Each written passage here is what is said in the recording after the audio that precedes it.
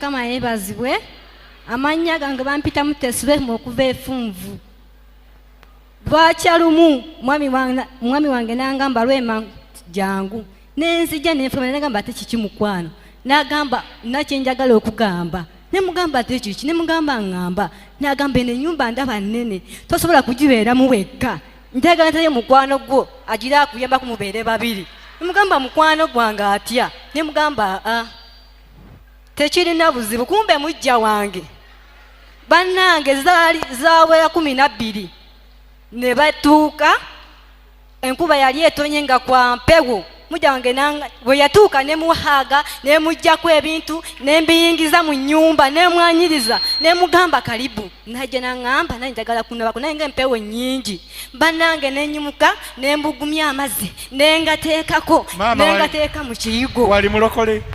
Nali mulokole naye nga mpuliriza rediyo ya wano. Okay. Niye nembugumya amazzi ningamba jangu onaabe nenteeka sabuni n'ekyangwe naaba nenteekako kacaayi wali nemuwa n'akamere nemuwa kati olwaziba musajja nangamba nayo leero ngenda sula wo ekyo tugenda sala ebiyungu nemugamba tekirina buzibu ennyumba ya bisenge 3 nesitula emigugu gy'omukyala nemugamba kino kyekisenge kyo kyogenda osulamu abooluganda si byangu naye kisa kati olwakya omwami yali azisula nga nemugamba naye gwe wagambye nkyo ogenda sula wooli kati genda naye nga nze manyi ekyama kyange dadi tomu yatugamba mubale ebibala ate mwagale. Haleluya. Bananga booluganda mubale ebibala bananga mutambuli mukwagala nasooka nempulira obujja omutwe ne gunuma nalwala omutwe ne gunuma naye nga kibujja obujja butta ng'omutima gulinga ogwagala okuvaamu naye nali tadde ku dadi tomu n'agamba wabalese mujjawo mu nnyumba digida sanyuka wulira emirembe banange nengamba mukama ku lwange sisobola wabula mpe ekisa ompe emirembe ompe okwagala njagale mujja wange njagale n'omwami wange.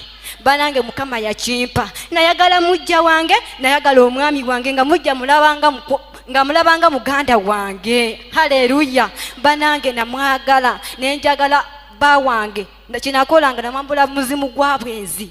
Haleluya. Banaye mukama w'amaanyi banaye tubale ebibala. Haleluya. Bakyala bannange mujjawo mwagale bananga nayagala mujja wange nga ndabanga muganda wange nenjagala omwana we era nga kumakya sikola nsoli kuteekako kacaayi ndyoke ngende mu nnimiro omwana nga saagala njala emulume nemufumbira kacaayi obanga nduddeyoko omwana amaze okunywa kunze ye. Okay. Bannange abooluganda lwaki obwaziba omwami kati yali agenda kusuubira ew'omukyala nengamba ayi mukama omusajja ono mwambula omuzimu gw'obwenzi kale kawandiika 7. Haleluya. Nengamba ayi mukama wabanga awandiiseemu kale azibe ekkubo. Haleluya. Banange ekkubo lyaziba booluganda ekkubo lyaziba. Haleluya. Akati maama wamanya otya nti ekkubo lizibye? Anti ebisenge byali biriranye ate nga ennyumba teyatuuka ate nga ebisenge biri wamu ng'ekifo eri oba okiwulira eno. Haleluya.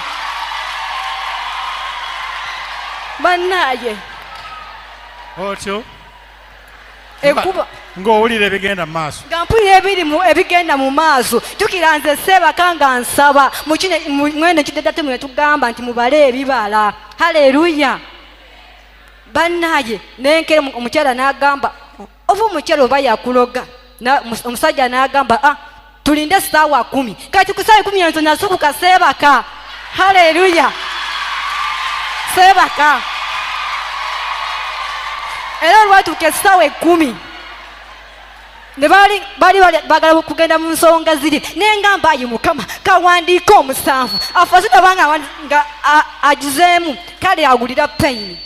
Omusajja olwali nga okugezaako wati nga awulira payini y'amaanyi olwakira kuba kyo najja nangamba lwema oba omukazi oba wakisiranya ate ki wumbe nze mpulidde nti ate ki n'agamba banaye leero byaganye omanyi yeekaza n'agamba leero byaganye ne mugamba tofaayo mujja bikola olulala haleluya bannaye ne luli olwajjanga ewange ng'awandiikeemu n'engulumiza Mukama haleluya olwafulumanga ekisenge kyange ogenda mweri omusajja nga wandika 7 zaawera wiikisi 2 omusajja n'agamba naye nkubuulire wabula ddayo kuba ekyo kisaa sigenda kisobola haleluya mukazi n'agamba kangumiikirizeeko wiikisi ezaali ey'oli ey'okusatu mukyala n'agamba Lwema nkubuulire ate kiki kunze njagala genda ate olagawa kunze ngenda waffe ne mugamba onawo nnimba naye nga nze manye esaala eri entuuka mutundwe nsaba ebintu tebivaako nti nange ndi mukyamu kaakati omwana omu nankwatirwa ekisa munange ng'ekikumi bwe kitakyawa muntu n'agamba nti ebintu bino ebikuliiko nga ndi bubi nga tusula tukaaba n'agamba kankutwalira omuntu abisobola ngamba tebantwala omuntu abisobola siwonye walimu olukuubo mutundwe ndowooza lukyalimu mu kanisa sayidi eyo nga walimu offices z'abasumba nga mugoberera emabega tutu ng'anyingiza angamba nti oyo musumba wange nga nkola nti galibindi omusumba gwandaga ate angambye ajja kunyamba. The state was sorry. Embeera gye namulabiramu ddala teyeegombesa. Kama tusaasire. May God be merciful unto us. Nenzizira emabega. Asadda mabega oli yagenda n'amundekera nensigala nnyimiridde bwento mu maaso g'oyo. Kuba naalaba. Because I saw. No, he can't.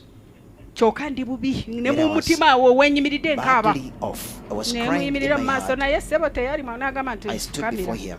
He said unto me, kneel down. Okwo ndowooza kwe kusooka okuwulira okufukamira. I think that was my first time to hear that word. Munange bw'oba tewabiraba mu buto nengwa bwansi awo oba nafukamira oba nasitama. I don't know whether I squatted or I knelt. Yambuuza nze nasirika ekyasooka okunzijjako waya kunfukamiza. What angered me at first, it was nesoogera amaziga ne gagira. I never spoke anything. Sungu kisitusa njooza ntadde wansi. I was becoming more bitter because he had buried me down. He prayed for me. Bwe nafuluma ne ndumba oli. When I went down, I went against the other one who took me there. Ne mugamba ssebo I told him, sir, you've done something so bad unto me. Oli anaasobola embeera zaffe naye ate ng'alabika naye ali bubi. Nagamba gwe sirika yebambe ng'alina entiisa ya Mukama. He had the terror of God with him. Nagamba mukazi gwe nengamba leka naawe tonsirisa bwe tomulaba nti ali bubi. Don't you see that he's badly off? Amarara. Pride. Ofa. You die. Oli bubi. When you're badly off. Oyo gw'okola otyo yalimu answer. The person you are despising is the one who has the answer you need. Yalimu omukisa. Is the one who has the blessing. Yalimu n'amafuta g'ababiliyoni. And in him there is the anointing of billionaires. Tetumanyi we tuluwotorera. We don't know where we can break through from. For us is ekyaffe kye twetaagisa. What we need to do is to be careful. Kubanga tuli beegendereza. Ne mugamba siriddayo. I told him I will never go back. N'agamba gwe ate yebamba ina entiisa ya Mukama yizayize. N'agamba sirika tokwatanga kwoyo yafukaku nze nali sikiwulirako. Ne mugamba mafuta gatya. Then I said unto him, what kind of anointing? Ekyawandiikibwa nali sikiwulirangako. I had never heard of that scripture. Nga nzira ewaka mbinyumiza mu mwami ne ngamba bannange ensi erimu ebizibu. My husband, then I said, in this world there's so many problems. Kati Mukama n'atugoba eyo gye twali tusabirawo waggulu awo. God told us to go from where we're fellowshipping from. From the Protestant church. Oyo yennyini omuvubuka. That very young man. Nga Mukama yogera nange mukavu yaako ndinga anyumya naye nga bwenyumya naawe. God will speak unto me in such a confusion. Nendoota bulungi ekirooto. gave me a dream ng'atugobye eri when he has just us from agamba there, ngezaako okwera ne mbalongoosa ate ne muddayo saying I tried to n'agamba mugende affect you, then katale I go back. Then he said, "And to go nze to nga Katale." mbabulira mazima nga siwulirangako katale Let me tell you, I had never heard of Katale. nze ndi wa nakasero I was of Nakasero. munange nga tutuuka mutundu He reached there, nga Mutundwe. tumukubira We called bwe him. twamuwa ekiroto n'agamba When we tu gave him the dream, said, "What? mwe muteredde You- mukama everything ng'abaagadde is obwe done buno on your tulina side. emyezi ebiri mu bulokole We were 2 months." abasindise katale of konze salvation. katale They byebi sent you to Katale. Then I was like, "What is Katale?" n'atuwa omwana ntutuula mu motoka obatwale Give us someone Go. to take us. n'atuyiseeyo simanyi kurunya Let us pass simanyi by. mufuufu Yeah, where dust netukola is. enfuufu te Oh, sneezing out every time because of the dust. ne tutuuka We reached there mu lujja lwa kyaki in the yard of the church.